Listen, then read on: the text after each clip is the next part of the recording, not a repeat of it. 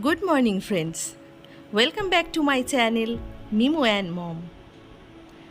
শনিবারের সকাল থেকেই চারিদিকে এত রোদ যে দিনটা কেমন একটু অলস অলস লাগছে। তো সকালবেলাকার কাজকর্ম সেরে একটু বারান্দায় এসে দাঁড়ালাম। রোদে যেন সারা শরীর জ্বালা করছে, মনটা চোখটা সমস্তটাই একটু ঠান্ডার খোঁজ করছে। বারান্দায় আমার বেশ একটু ঠান্ডা রয়েছে, কারণটা হলো এই যে সবুজ গাছপালাগুলো। তো দেখো রোদে ওরাও যেন কেমন খা খা করছে। চারিদিকটা একেবারে আগুনের মতো গরম, আকাশে কোথাও বৃষ্টির ছিটে ফোটাও মেঘ দেখা যাচ্ছে না। তো কি করা যাবে, আমি সকালবেলাকার কাজ সেরে একটু বসে রয়েছি আর মনে মনে ভাবছি যে আজ কি করা যায়। তো এখন যাই ঘরে, দেখি মিমো সোনা কী করছে। তো তার আগে আমি ওদের সঙ্গে একটু দেখা সাক্ষাৎ করে নিলাম। ভাবছি বিকেলটা আজকে একটু অন্যভাবে কাটানো যাক। তো তার জন্য তো একটা প্ল্যান তৈরি করতে হবে, সেটাই দাঁড়িয়ে দাঁড়িয়ে এতক্ষণ ধরে চিন্তা করলাম। দাঁড়াও, প্ল্যানটা যদি ফুলফিল হয় তবে তোমাদের পরে আমি বলছি। তো ঘরে এসে দেখছি মিমো সোনা এই গল্পের বইগুলো বের করে বসে পড়েছে। এগুলো আমি অনেক দিন আগেই কিনেছিলাম, তোমরা হয়তো দেখেছো। তো মাঝে মাঝে এগুলো ও বের করে, একটু ছবিগুলো দেখে। যদিও ও এগুলো তো এখনও পড়তে শেখেনি, সদ্য বাংলাটা লেখা শিখছে একটু একটু করে। তো এটা একটা ভালো অভ্যেস, বইপত্র নিয়ে একটু নাড়াচাড়া করতে করতেই কোনো এক সময় হয়তো পড়াটাও শিখে যাবে। তো মিমো সোনাকে ওই বইগুলো দিয়ে বসিয়ে রেখে আমি চলে এলাম রান্নাঘরে, রান্নাবান্নার সব কিছু তৈরি করতে। তো আজ সকালবেলায় যা গরম পড়েছিল, তো আগেই বললাম 2 প্যাকেট দুধ আজকে আমি গরম করতে গিয়ে দেখছি কাল ফ্রিজে আমি ডিপে ঢোকাইনি দুধের প্যাকেটটা, যার ফলে ছানা হয়ে গিয়েছে, দুধটা কেটে গিয়েছে। তো এতটা ছানা দিয়ে কী করি চিন্তা করতে করতে ঠিক করলাম যে আজ যেহেতু শনিবার আছে, নিরামিষ রান্না তো করতেই পারি, তাই জন্য এই ছানাটা দিয়ে এখন আমি ওই ছানার ডালনা রান্না করব। তো তার জন্য আমি ছানাটাকে রেডি করে নিচ্ছি। এর মধ্যে একটু একটু করে গুঁড়ো মশলা, নুন, হলুদ, চিনি সব কিছু দিয়ে এটাকে প্রথমে আমি একটু বেসনও দিয়ে নিয়েছি, এটাকে শুকনো করে মেখে নেব। তো দেখো মেখে একটা ডো মতন তৈরি করে নিয়েছি। এবারে এটা ছোট ছোট করে আমি বড়ার শেপ দেব। তো আমি গোলগোলি করেছি নাড়ুর মতন, মানে এটা আর কি সহজ মনে হয় আমার কাছে। তো এটাকে এবারে আমি আস্তে আস্তে করে ভেজে নেব, কারণ খুব নরম হয় জিনিসটা। তো ভাজার পরে গোল্ডেন ব্রাউন করে ভেজে নিয়ে তুলে রাখলাম। আর ওইদিকে সমস্ত রকমের মশলা দিয়ে কষিয়ে এটাকে আজকে একদম মিষ্টি মিষ্টি মতন করে রান্না করা হবে। তো এই দেখো আমার ছানার ডালনা কিন্তু তৈরি।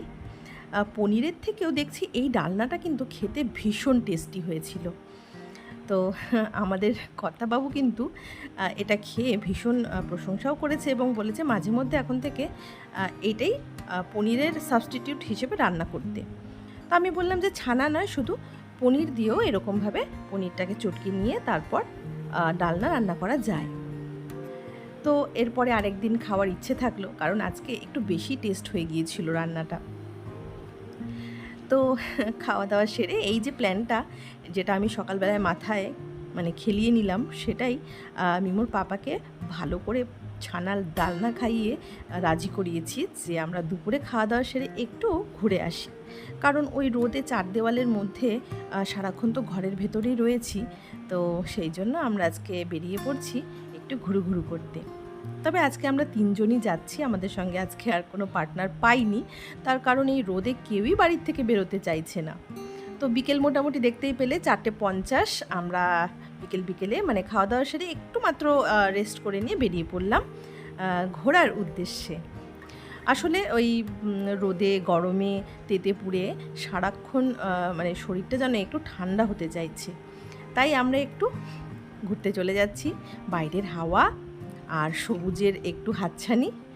তোমরা তো আমার অনেক ভ্লগেই দেখো যে একটু ঘুরু না হলে আমি যেন অক্সিজেন পাই না। তো সেই অক্সিজেন নেওয়ার জন্যই বেরিয়ে পড়লাম।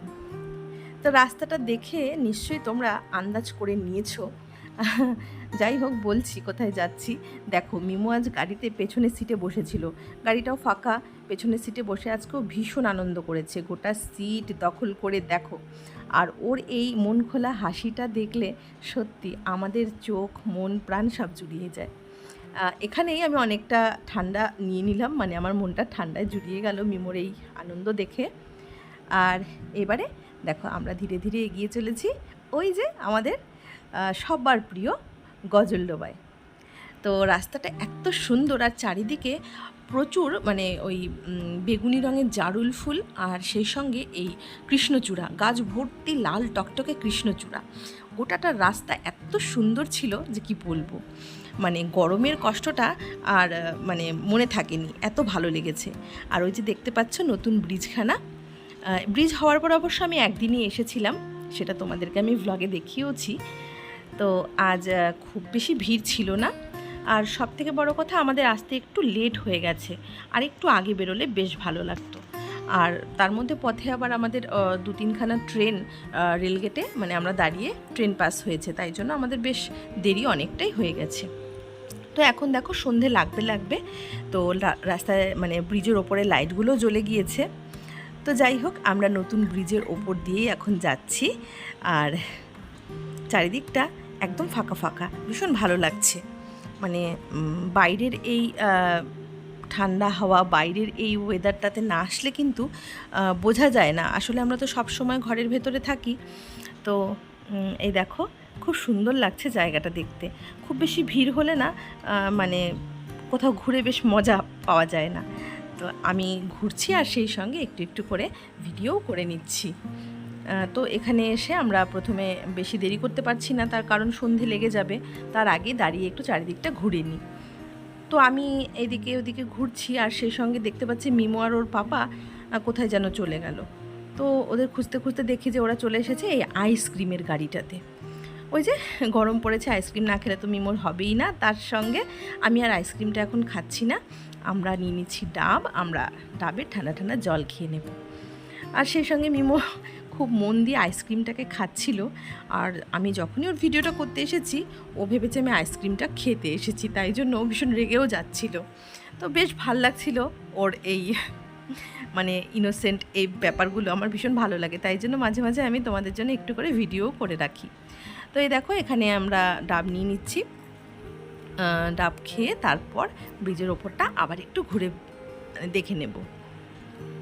তো ডাবটা খেয়ে শরীরটা আরও একটু ঠান্ডা হয়ে গেল। এখন কিন্তু সেই গরমটা আর লাগছে না।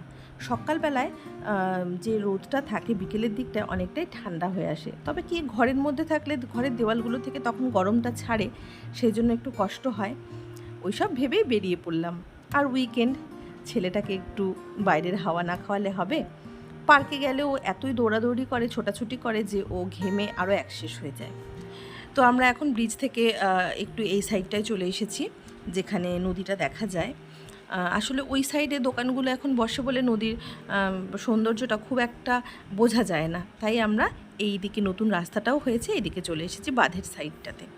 তো এখানে বেশ খানিকক্ষণ আমি বসেছিলাম, নদী দেখছি, নদীর একটা ঠান্ডা হাওয়া সেটাকে ফিল করছি, আর দেখতে দেখতে সন্ধেও লেগে গিয়েছে। তো সন্ধেবেলায় নদী, আকাশ, সাথে যদি প্রিয়জন থাকে তাহলে কেমন লাগে তোমরা তো বুঝতেই পারছো। আর সেই আনন্দটাই আমি এখানে বসে বসে অনুভব করছিলাম। তো দেখো, পেছনে নদী নিজের মনের মতন করে বয়ে চলেছে। মিমো রয়েছে ওইদিকে ওর পাপার সঙ্গে, একটু খেলাধুলো করছে, একটু বায়নাও করছে এটা ওটা নেওয়ার জন্য। আর আমি তো নদী দেখতেই ব্যস্ত। আসলে নেচার আমাকে সবসময় খুব টানি, মানে ভীষণ ভালো লাগে আমার নেচারের মধ্যে হারিয়ে যেতে। তাই বেড়াতে আসলে আমি নিজের মনেই এক জায়গায় অন্যমনস্ক হয়ে বসে থাকি। ওইদিকে আকাশে দেখো সুন্দর চাঁদও দেখা যাচ্ছে, এইদিকে গরুর পালগুলো সন্ধেবেলায় ঘরে ফিরছে। রাস্তার লাইটের আলোগুলো, রাস্তা না ঠিক ব্রিজের লাইটের আলোগুলো দেখো কি সুন্দর নদীর জলে পড়েছে। গধূলিবেলার এই আকাশটা সত্যি নিজে চোখে না দেখলে মানে কি বলবো, এগুলো ফিল করতে এত ভালো লাগে। এইদিকে লাইটের আলোগুলো জলের মধ্যে পড়েছে, খুব সুন্দর লাগছে। তো আমরা ধীরে ধীরে চাঁদকে সাক্ষী রেখে আপন মনে হেঁটে চলেছি। তো আমরা চলে এসেছি এবার এই সাইডটাতে। আর গজলডোবায় আসবো, চিংড়ির চপ খাবো না, এটা তো হতেই পারে না। তো আজকে এই গজলডোবার ব্লগটা কেমন লাগলো অবশ্যই জানিও।